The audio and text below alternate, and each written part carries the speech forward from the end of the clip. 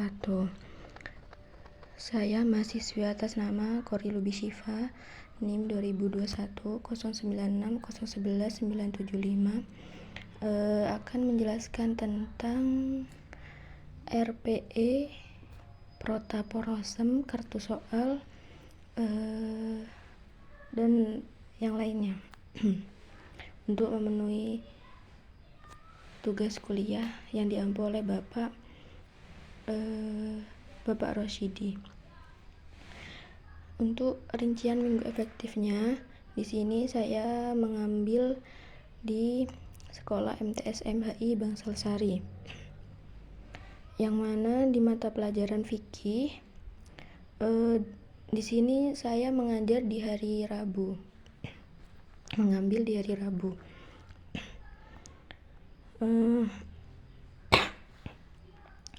Untuk bulan Juli 2023, di situ jumlah untuk minggu itu ada 4, sedangkan minggu yang tidak efektif itu ada 3, minggu yang efektif ada 1.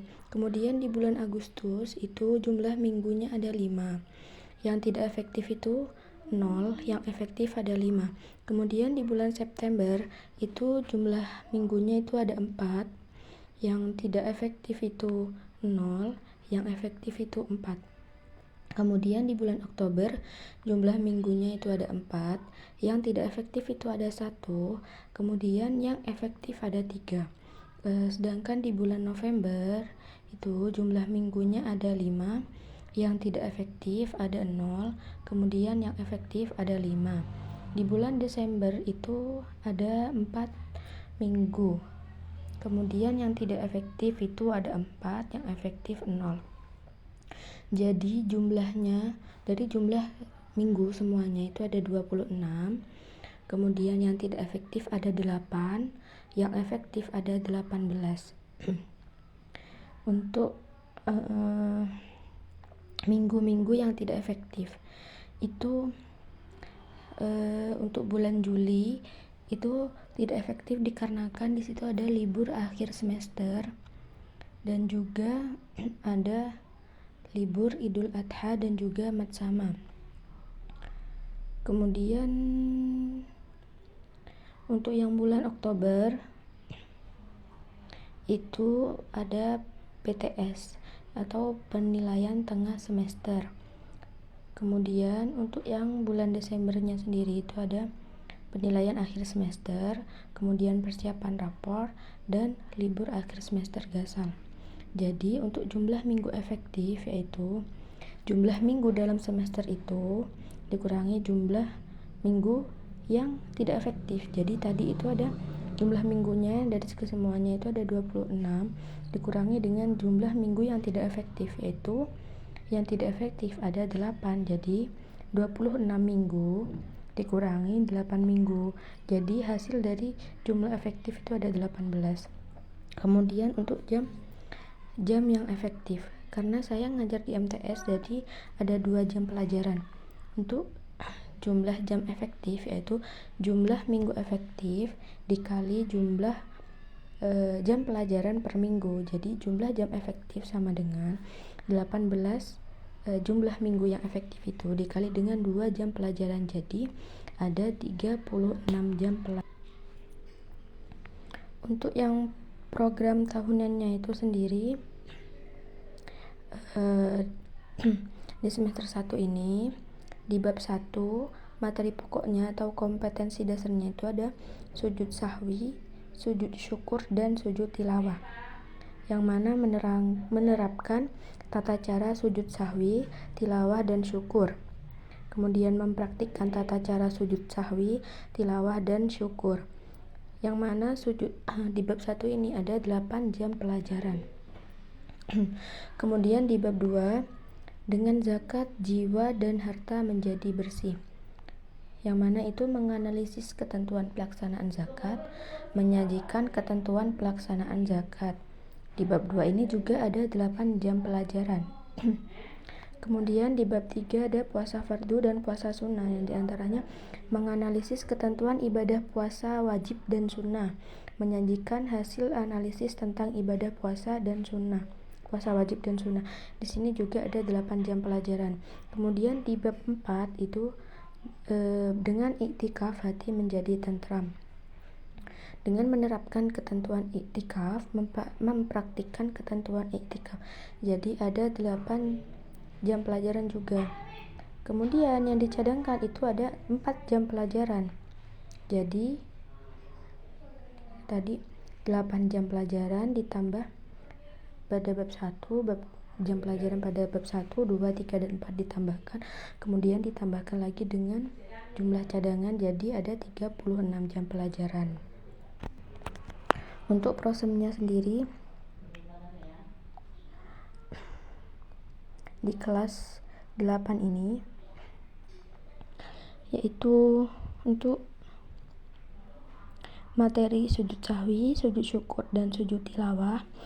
Alokasi waktunya itu ada 8 jam pelajaran. Jadi di bulan Juli, minggu terakhir bulan Juli sampai Agustus, minggu pertama sampai minggu ketiga. Kemudian pada bab 2 dengan zakat jiwa dan harta menjadi bersih itu ada 8 jam pelajaran. Di situ dimulai dari Agustus minggu ke-4 sampai September minggu kedua. Kemudian pada bab 3 di bab puasa fardu dan puasa sunnah itu ada 8 jam pelajaran juga. Di situ dimulai dari bulan September minggu ketiga sampai bulan Oktober minggu ke-3. Kemudian di bab 4 dengan iktikaf hati menjadi bersih itu dimulai dari bulan Oktober minggu ke-4 sampai November minggu ke-3. Kemudian cadangannya itu ada di November minggu ke-4 dan 5. Jadi alokasi waktu 8 JP ditambah 8 JP dari bab 1 bab 2, kemudian lagi ditambah dengan bab 4 dan 3, jadi ditambah lagi dengan jam pelajaran cadangan, jadi itu ada 36 jam. Untuk KKM-nya sendiri,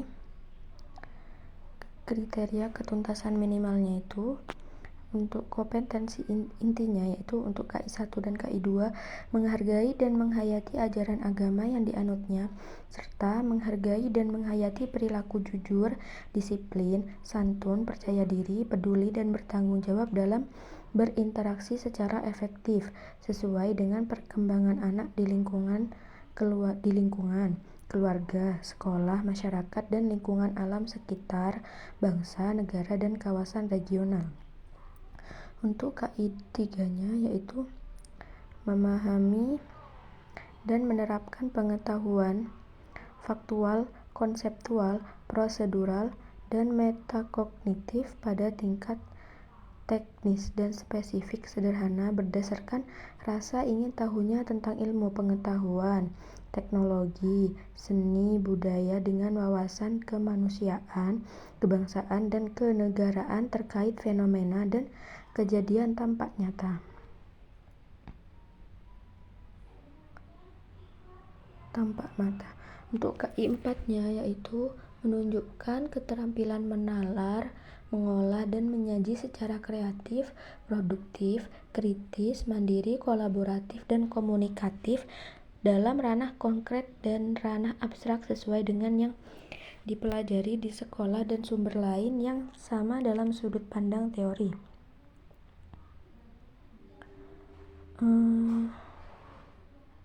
Untuk kompetensi dasar menghayati hikmah sujud sahwi, sujud syukur, dan sujud tilawah, indikatornya itu menerima akan kelemahan kita sebagai makhluk yang sering salah, khilaf, dan lupa.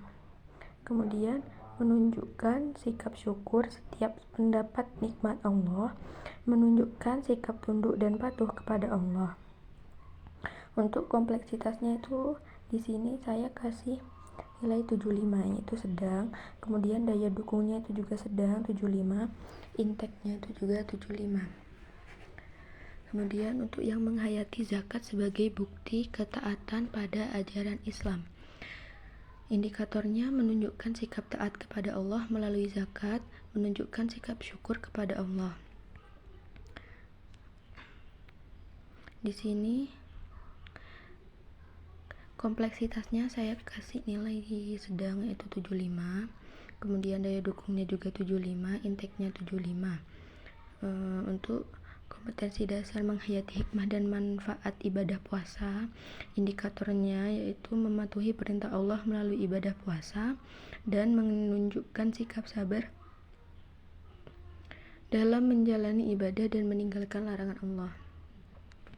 Kompleksitasnya di sini saya kasih nilai 75, yaitu sedang, daya dukungnya 75, intake-nya 75. Kemudian menghayati pentingnya iktikaf sebagai bukti ketaatan pada ajaran Islam. Menunjukkan sikap tawadhu dan khusyuk dalam beribadah, indikatornya itu, dan membiasakan iktikaf ketika berada di masjid.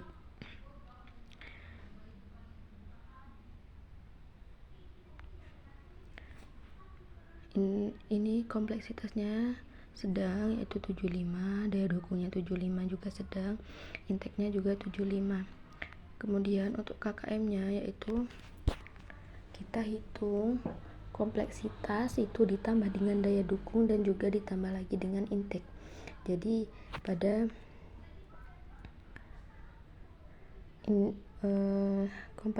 kompetensi dasar yang pertama itu kan 75 ditambah 75 ditambah kompleksitasnya 75 ditambah lagi dengan daya dukungnya 75 ditambah lagi dengan intake-nya itu 75. Jadi KKM-nya itu 75.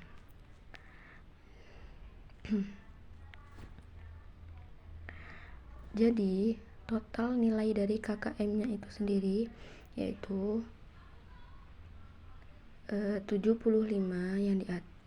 yang pertama itu ditambah lagi dengan yang kedua, tambah yang ketiga dan yang keempat. Jadi ada 900 nilai KKM-nya. Kemudian nilai KKM semester 1 sama dengan jumlah nilai KKM semua indikator dibagi total indikatornya. Indikatornya itu ada 16. Jadi 900 dibagi 16 itu ada 75.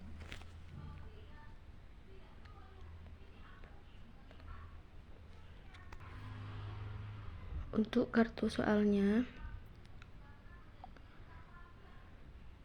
yaitu menurut kurikulum K13.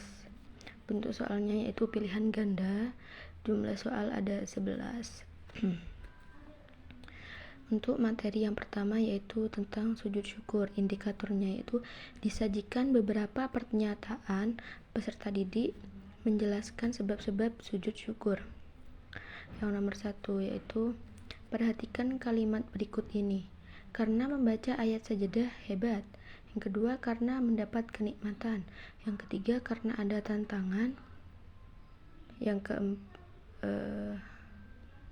Perhatikan kalimat berikut ini. Yang pertama karena membaca ayat sajadah. Yang kedua karena mendapat kenikmatan. Yang ketiga karena ada tantangan yang hebat. Yang keempat karena terhindar dari bahaya. Pernyataan di atas yang termasuk sebab-sebab melaksanakan sujud syukur adalah A. 1 dan 3, B. 2 dan 4, C. 1, 2 dan 3, D. 1, 2 dan 4. Jadi kunci jawabannya itu B, yaitu karena mendapat yaitu B 2 dan 4, yaitu karena mendapat kenikmatan dan karena ada tantangan karena terhindar dari bahaya. Kemudian soal nomor 2 tentang materi sujud syukur, indikator soalnya itu disajikan tata cara sujud syukur. Sujud syukur dilaksanakan berapa banyak kali sujud? A 1, B 2, C 3, D 4. Kunci jawabannya A, yaitu 1. Untuk soal nomor 3 ya, tentang materi sujud tilawah, yang indikator soalnya itu disajikan syarat sujud tilawah. Perhatikan hal-hal berikut. 1. Suci dari hadas dan najis. 2. Menghadap kiblat. 3. Niat. 4. Menutup aurat. Yang termasuk syarat sujud tilawah ditunjukkan oleh nomor A. 1, 4, dan 3, B. 2, 3, dan 4, C. 1, 2, dan 3, D. 1, 2, dan 4. Kunci jawabannya yaitu D. 1, 2, dan 4. Kemudian untuk soal nomor 4 yaitu tentang sujud tilawah. Yang indikator soalnya itu disajikan beberapa ayat Al-Quran peserta didik menyebutkan ayat yang termasuk dari ayat sajadah. Perhatikan ayat-ayat Al-Quran berikut. 1. Quran Surah Al-A'raf ayat 206. Kedua, Quran Surah Ar-Ra'du ayat 25. Ketiga, Quran Surah An-Nahl ayat 50. 4. Quran Surah Al-Isra ayat 119. 5. Quran Surah Al-Hajj ayat 18. 6. Quran Surah Maryam ayat 58. Yang termasuk ayat-ayat sajadah ditujukan oleh nomor A. 1, 2, 3, dan 4, B. 2, 3, 4, dan 5, C. 1, 3, 5, dan 6, D. 3, 4, 5, dan 6. Kunci jawabannya C, yaitu 1, 3, 5, dan 6. Yang mana Quran Surah Al-A'raf, Quran Surah An-Nahl, Quran Surah Al-Hajj, dan juga Quran Surah Maryam. Kemudian nomor 5 tentang sujud tilawah materinya. Kemudian indikatornya yaitu disajikan hukum sujud tilawah. Hukum melakukan sujud tilawah adalah A. Mubah, B. Sunnah, C. Fardu kifayah, D. Fardu ain. Kunci jawabannya B, yaitu sunnah. Soal nomor 6 tentang sujud tilawah yaitu indikatornya disajikan opsi. Peserta didik menyebutkan keutamaan sujud tilawah. Berikut ini yang merupakan keutamaan sujud tilawah adalah A. Terhindar dari kemiskinan, B. Dijauhkan dari siksaan, C. Semakin disayang Rasul, D. Terhindar dari gangguan setan. Kunci jawabannya D, yaitu terhindar dari gangguan setan. Soal nomor 7 materinya yaitu tentang ketentuan puasa. Indikator soal yaitu disajikan opsi peserta didik menyebutkan syarat sah puasa. Di bawah ini yang termasuk syarat puasa adalah A. Sahur, B. Berbuka, C. Baligh, D. Sholat tarawih. Kunci jawabannya C, yaitu baligh. Nomor 8 materinya halangan atau udzur puasa. Indikator soalnya peserta didik menyebutkan orang yang diperbolehkan tidak melakukan puasa. Di bawah ini adalah orang-orang yang dibolehkan tidak melakukan puasa kecuali A. Orang yang gemuk, B. Ibu hamil, C. Musafir, D. Orang sakit. Jawabannya A, yaitu orang yang gemuk. Nomor 9 materi tentang halangan dan udzur puasa. Yang ini indikatornya yaitu disajikan cerita singkat seseorang yang boleh tidak berpuasa. Peserta didik menjelaskan pengganti puasanya. Seseorang boleh meninggalkan puasa karena ia tidak kuat lagi berpuasa disebabkan lanjut usia yang sudah tua atau sakit yang berkepanjangan. Namun ia wajib membayar A. Fidyah, B. Zakat, C. Pajak, D. Mahar. Kunci jawabannya fidyah A. Nomor 10 tentang zakat. Indikatornya peserta didik menjelaskan harta yang tidak wajib dizakati. Yang tidak termasuk macam-macam harta yang wajib dizakati adalah A. Emas, B. Perak, C. Harga perdagangan, D. Beras. Kunci jawabannya itu D, yaitu beras. Nomor 11 yaitu tentang zakat. Indikatornya siswa dapat menjelaskan arti fakir. Orang yang tidak mampu memenuhi kebutuhan hidupnya, tidak memiliki harta, dan tidak mempunyai pekerjaan untuk menutupi kebutuhan dirinya dan keluarganya merupakan definisi dari A. Amil, B. Mu'allaf, C. Miskin, D. Fakir. Jawabannya yaitu D. Mungkin hanya itu yang dapat saya jelaskan. Selebihnya saya mohon maaf apabila ada kekurangan tentang penjelasan saya dan juga yang sudah saya buat ini. Assalamualaikum warahmatullahi wabarakatuh.